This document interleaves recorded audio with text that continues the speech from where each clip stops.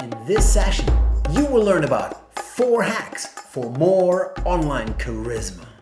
It was the night of the 16th of May 2020. A Zoom meeting, a long 3-hour Zoom meeting with this guy here. He is one of my best friends, Tobias Rodriguez. And Tobias Rodriguez, an ex-priest. He is one of the best team builders, conflict resolution guys I know in the market. His tagline is badass teams, and I can tell you, he creates badass teams. The following day, I'm supposed to give a workshop for Toastmasters International, District 109, which includes like Switzerland, Italy, Greece. The topic of my workshop, boost your online charisma. So here we are, Tobias and I, over a drink or 7, discussing my workshop, 4 areas I want to cover in my workshop. But as professional speakers, trainers, workshop leaders, we always want to come up with an acronym like these ones. Or if it's a word that already exists, it's an acronym like these ones. This helps you in the audience to remember the stuff you discussed much better. We don't find it. We don't find it. It was 4 areas and I added 2 jokers, so 6, a word of 6. We didn't come up with an acronym, but we have to. And then we had an idea. A simple idea. What if instead of an acronym, we use places?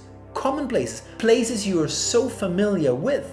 And when you act online exactly the same way like you act in those places, that's easy. We came up with 4 places, and these 4 places are 4 hacks that will boost your online charisma. Think about the last time you went to a bar with friends. The music, the ambience music, the laughter in the background, a Barca game on the screen, your friend tells a joke, everybody's laughing, beautiful people. Do you chat with your friends in the bar? Do you chat about others? Do you chat about your life, your dreams, your visions, your job? The new star in online meetings and presentation is the chat. And you know it already because you do it every time you visit a bar. In that Toastmasters workshop, I had one task for the 180 plus people in the virtual meeting. And that task was to come up with creative ideas to use the chat. And I got a huge list, 171 ideas. Out of these I could use 150 ideas. I became very German. I put it all in Excel. I categorized it. I rated them from 1 super idea to 3. Blah. Then I put them in order, and then I created a top 30 list of creative ideas to use the chat. The biggest area of ideas, 51 entered that category. Fun and games. Back to the bar. Do you have fun and games sometimes with your friends in the bar? Yeah, but I don't play games in bars. This here's Chris, Crazy Chris, one of my best buddies in Barcelona. He's from Germany originally, and he is so funny. Everywhere he goes, he plays games. 2010, in a bar, Old Town Barcelona, not far away from the Picasso Museum. We enter the bar. There's a cocktail table. Chris says, okay, I have a game for you. One after another, we had to stand on top of that cocktail table. And all the others around had to say 3 good things about that person. Of course we got kicked out of the bar, but the game is great. My favorite idea of these 171 ideas from that workshop is this one. Humorous devil's advocate. Humorous devil's advocate. How cool is that? Imagine you have a meeting in your company and again everybody talks bullshit bingo only. We could work on more synergies with our customers. We have to add more value to our products. The processes could be more efficient. Have we added value already? What about creating a win-win situation with our providers? I think we need more efficiencies. This is when the humorous devil's advocate jumps right into the chat and says, stop with BSB.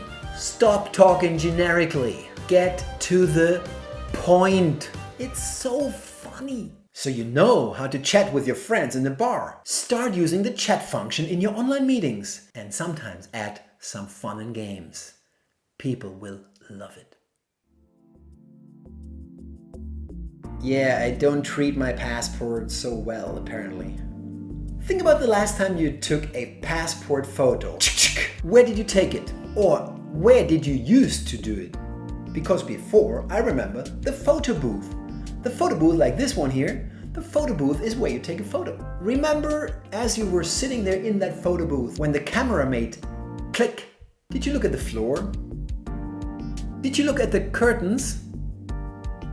Did you look at the legs that you saw below the curtains?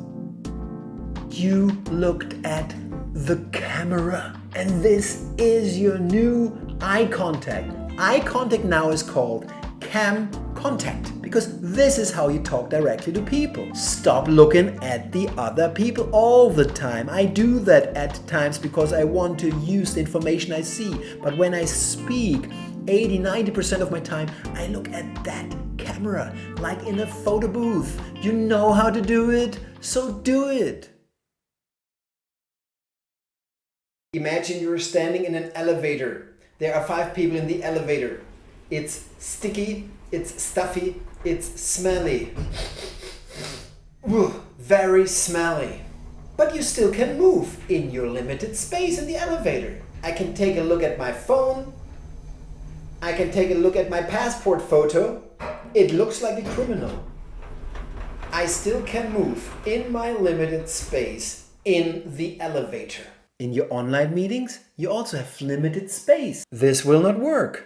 You need to master the space you have, the limited space you have, like in an elevator. Use it because you already know how to do it. Vocal clarity will always be important for us speakers. The more clarity you achieve, the better they will understand you. If vocal clarity is important in the offline world, on stage or in a room in a meeting, in this world, the online world, it is even more important. We have connection problems, we have delays, we have bad speakers, bad audio. Many things happen in these meetings. Your vocal clarity is predominant to make clarity happen. Diction, articulation, pronunciation. I'm a non-native English speaker. I am German. I have to speak with good pronunciation. And of course, intonation, the word melody. There's one place on our planet where you practiced vocal clarity all your entire life. This one. And what's the price? You want more fries? No, what's the price? Large or small fries? The price! So all you have to do is you speak in online meetings or online presentations the way you do an order at the drive-thru. This here is Olivia Schofield, the queen of delivery, an amazing speaker, stage monster, friend of mine, English lady living in Berlin. In her time at BBC, she learned about an exercise.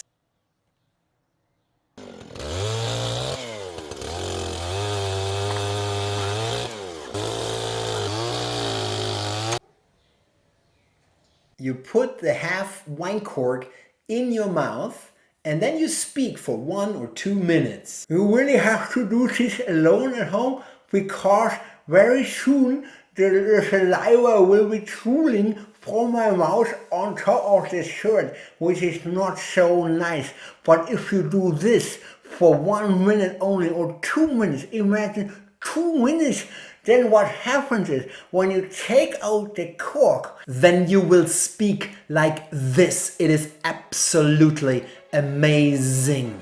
Do you chat with friends in a bar? Do you look at the camera in a photo booth when you take passport photos? Do you move in a limited space when you are in an elevator?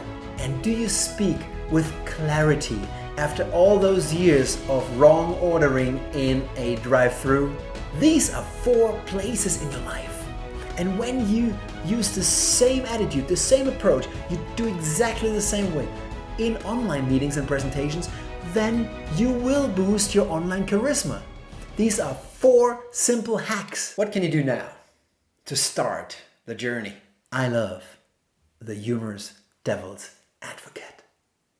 Why don't you use that one once in an online meeting in the chat? That will be amazing. Whatever you do, doing the same thing here like in those 4 places, this will boost your online charisma.